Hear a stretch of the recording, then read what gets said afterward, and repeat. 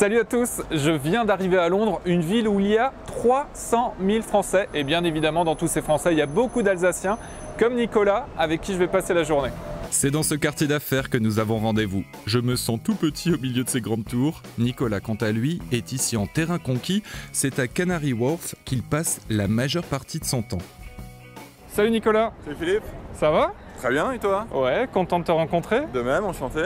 C'est le week-end et pourtant tu m'as donné rendez-vous sur ton lieu de travail. Bah ouais, tu sais ce qu'on dit, quand on aime on compte pas. Alors quand bien même je suis ici 12 heures par jour, 5 jours par semaine, j'ai décidé de te rencontrer à Canary Wharf, au pied de la tour dans laquelle je travaille.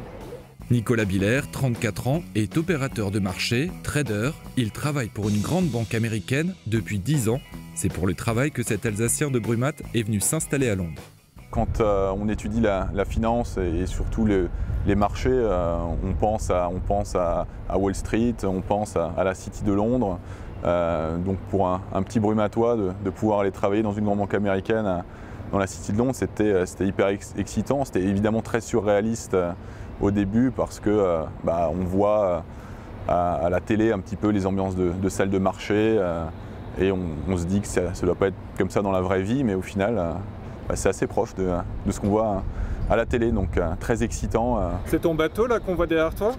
Écoute, non, le mien c'est le petit bateau pneumatique qui est amarré éventuellement, mais non, malheureusement 10 ans de banque ne suffisent pas à se payer un aussi beau bateau. Là, je pense que c'est plutôt le dirigeant d'une grande multinationale. On peut toujours rêver, c'est sur un autre bateau que nous embarquons pour une croisière sur la Tamise en bateau-bus.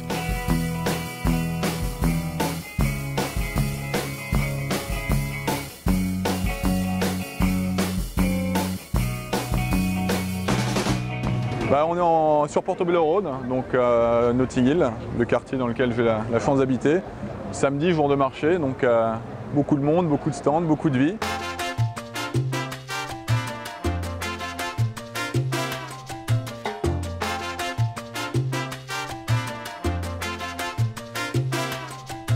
Nicolas et le quartier de Notting Hill, c'est un véritable coup de foudre, une histoire d'amour qui dure depuis 10 ans. Déjà, il y a des maisons de couleurs pastel, rose, jaune, verte, c'est des choses qu'on voit pas beaucoup ailleurs. Et puis la couleur qui est sur les maisons, on la voit aussi beaucoup sur les gens. Il y a des gens qui viennent un petit peu de partout. Il y a un héritage caribéen ici, un héritage espagnol, italien.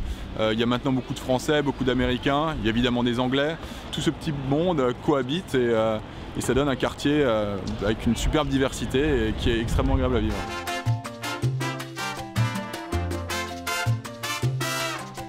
Vous n'êtes pas spécialisé en fromage alsacien, si? Si, bien sûr, j'ai le master. Ah, il a le master, Ah, ouais.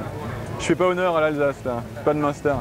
Je pense que ma femme serait pas très contente si je laissais le master. Vous êtes de là-bas? Je suis de là-bas, ouais, mais ma femme est anglaise et elle est pas fan de l'odeur que le Munster laisse dans le frigo, donc j'ai pas le droit à beaucoup de choses. On fait l'impasse sur le Munster, c'est sûrement mieux comme ça, car on a rendez-vous avec Joanne, la femme de Nicolas. Elle n'est pas venue seule, je fais connaissance avec toute la famille. Il y a Jacques 2 ans et Olivia 4 mois.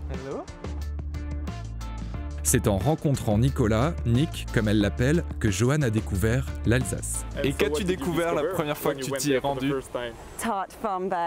Les tartes flambées et Noël qui est célébré d'une façon merveilleuse, spécialement à Strasbourg avec le marché de Noël. C'est toujours fantastique d'y aller pendant les fêtes. Et les gens, ils sont vraiment différents. En comparaison aux Parisiens, les Alsaciens sont très sympathiques et détendus.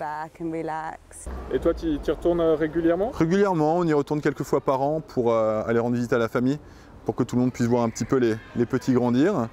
Donc on essaye le plus possible. Ouais. Nicolas se verrait bien retourner vivre un jour en Alsace, mais pas tout de suite. Londres lui réserve encore de nombreuses surprises.